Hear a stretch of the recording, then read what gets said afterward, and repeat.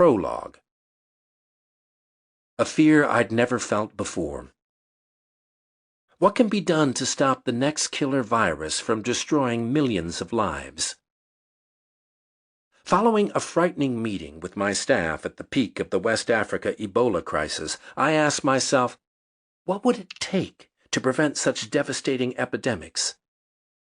A new pandemic could kill more than 300 million people worldwide. It could also reduce global GDP by 5 to 10%, an impact equivalent to the financial crisis of 2008. There will always be new outbreaks of infectious diseases. But as a medical doctor and a global health leader, I know that by following the prescriptions laid out in this book, it is within the power of modern public health leaders to keep such outbreaks from exploding into catastrophic epidemics that kill thousands or millions. I was more alarmed than I had ever been in my 35 years of working in public health. The world was facing a potentially global catastrophe unlike anything I or any of my colleagues had ever seen. In response to the fears of my far-flung staff, I knew I had to be straightforward and talk frankly and calmly about the crisis. It was a rainy Thursday morning, October 9th, 2014, and 100 of us were stuffed into a classroom-sized room where I was hosting a video conference for the global health nonprofit that I led, Management Sciences for Health, MSH. More than 500 staff members from our home office near Boston and those in field offices in Africa, Asia, and Latin America were huddled around our various communication devices, listening intently. We had all read or heard appalling reports from medical teams on the ground in West Africa, where the Ebola virus was spinning out of control, condemning thousands of people, including some of our own beloved colleagues, to horrific deaths. At this moment, some team members were reporting in from Ground Zero in Liberia, where the epidemic was rampaging. The treatment facilities are overrun with cases, they told us. Whole parts of the health system are at a standstill. Staff and patients are scared away. Patients refuse to go to community health centers. They see them as places to die. Corpses are lying in the streets. Women were delivering babies without trained help. Malaria cases were going untreated, adding to the death toll. In defiance of ancient traditions in which families lovingly touch and swaddle the dead, villagers were being instructed by strange people in alien-looking plastic moon suits not to hug each other, shake hands, or touch their loved ones. With the risk to our staff, why are we there? Someone sitting near me asked. It was an obvious question, and we all wondered about the follow-on.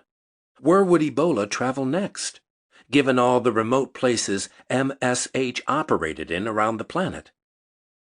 Thomas Duncan, the first Ebola patient in the U.S., had died just the day before at Texas Health Presbyterian Hospital in Dallas. Which city would be next? Paris? Tokyo? Moscow? Mexico City?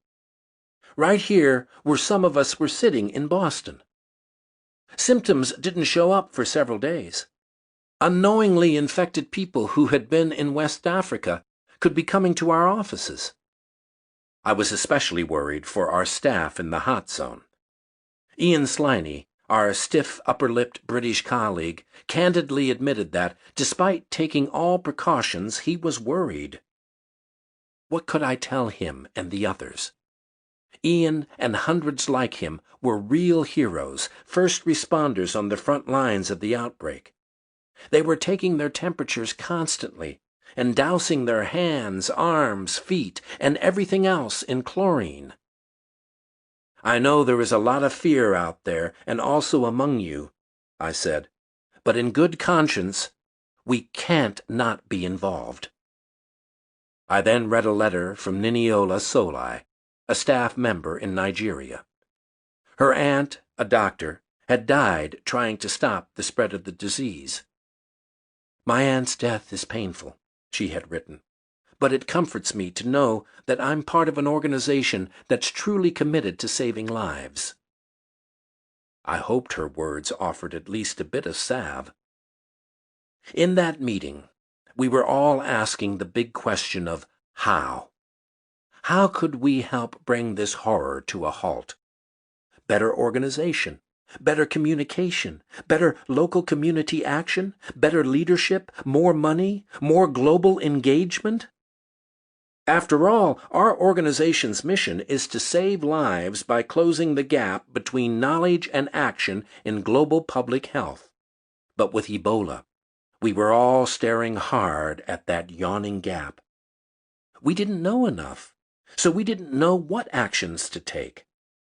As experts, we were doing everything in our combined experience that we knew how to do to treat the sick and prevent the spread of disease, but the challenge was like trying to swim in a tsunami. After that meeting, I also kept asking myself another big question. Why? Why had it taken months for the World Health Organization, WHO, to declare a global public health emergency? Why was there still no Ebola vaccine after more than 20 outbreaks of the disease since it was discovered in 1976? Why had the director of the Centers for Disease Control and Prevention, CDC, and the governor of Texas insisted the public was safe from this terrible disease, only to find days later that 2 nurses had contracted it at a Texas hospital from an infected man who had apparently come in from West Africa under the radar, potentially spreading the disease to an entire American city? I began to reflect on what I had experienced firsthand, or learned through colleagues about AIDS, avian influenza, severe acute respiratory syndrome, SARS, and other infectious disease outbreaks. I also studied credible scenarios of the magnitude and impacts of future epidemics, and I became more and more frightened. What frightened me?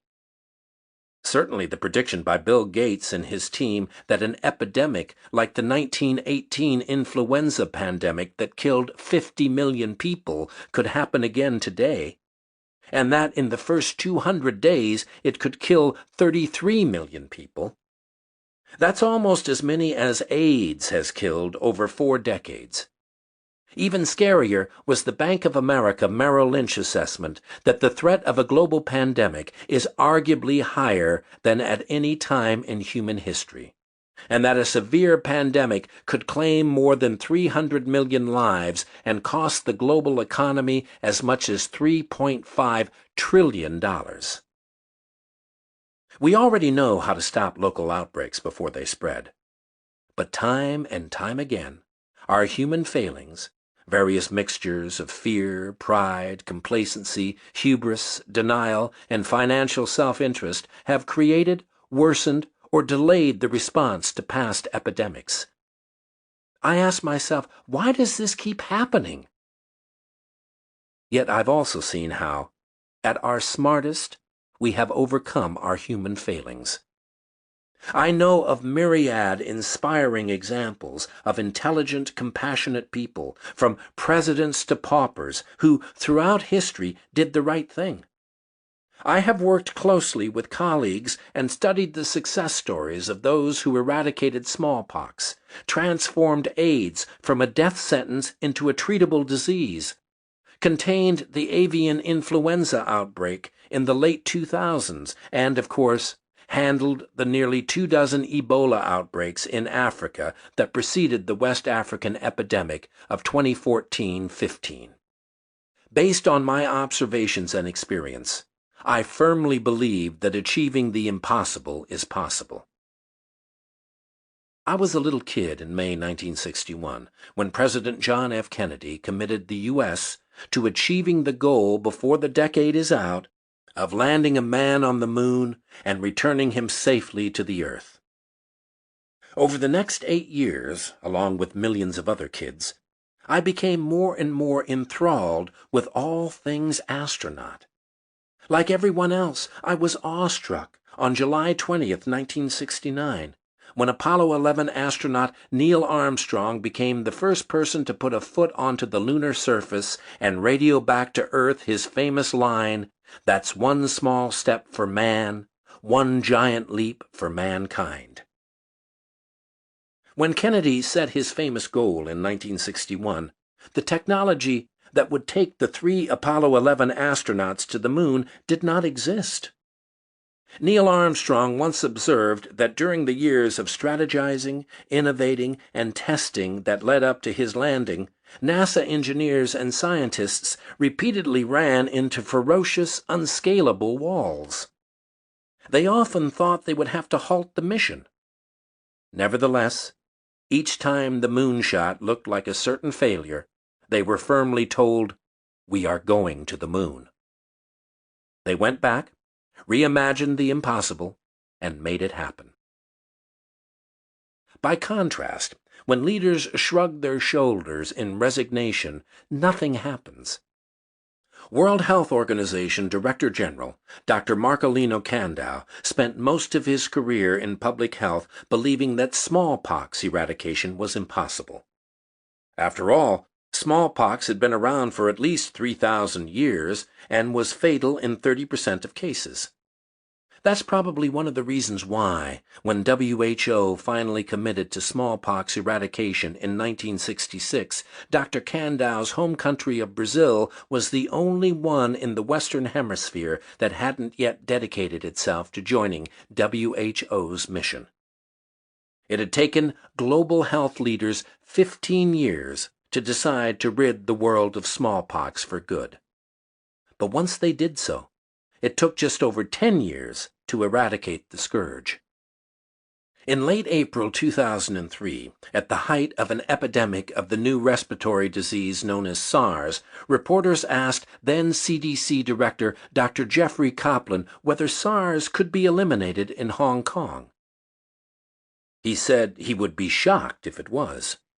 To be realistic, what we can hope for is the suppression and minimization of the disease and viral spread, he told them. A mere 2 months later, Hong Kong was declared SARS-free, ahead of Toronto, Beijing, and Taiwan. The virus has never returned. The impossible had again happened.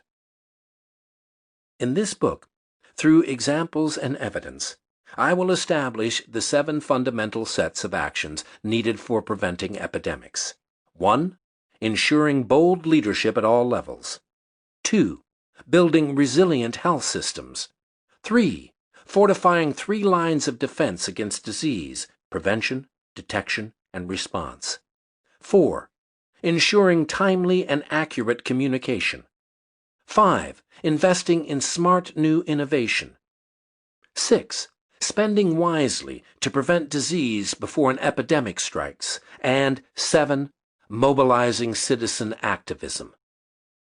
I'm convinced that a combination of these actions could be achieved within a decade. Working together, the power of 7 would put us well on the path to an epidemic-free world. Dangerous microbes will always be out there, and small outbreaks that kill tens or hundreds of people will continue to occur. But if we can send people to the moon, if we can eradicate smallpox, if we can mount the largest public health treatment effort in history as we did for AIDS, surely we can end epidemics.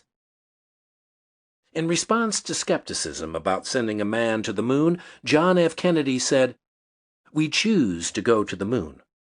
We choose to go to the moon in this decade and do the other things, not because they are easy, but because they are hard." Pursuing the vision of making the world's last epidemic the very last one will be hard. To the skeptics who believe we cannot end epidemics, I say, let's imagine the impossible, then make it happen. Humanity simply cannot afford not to do this. My sense of hope springs from my 4-decade journey in global health. As a third-year medical student, I traveled to Latin America, Africa, Asia, and the Western Pacific to document pioneering efforts to bring modern medicines to the world's poor and underserved. As a family physician at the U.S. Public Health Service Hospital in Talahena, Oklahoma, I delivered babies, treated snake bites, and healed gunshot wounds. I lived in Pakistan and Kenya, where I helped to strengthen local primary health care. As a director at WHO headquarters in Geneva, I worked to expand access to quality essential medicines, including AIDS treatment. And as former president and CEO and now senior fellow at Management Sciences for Health, I have worked with inspiring local leaders around the world to build strong health systems.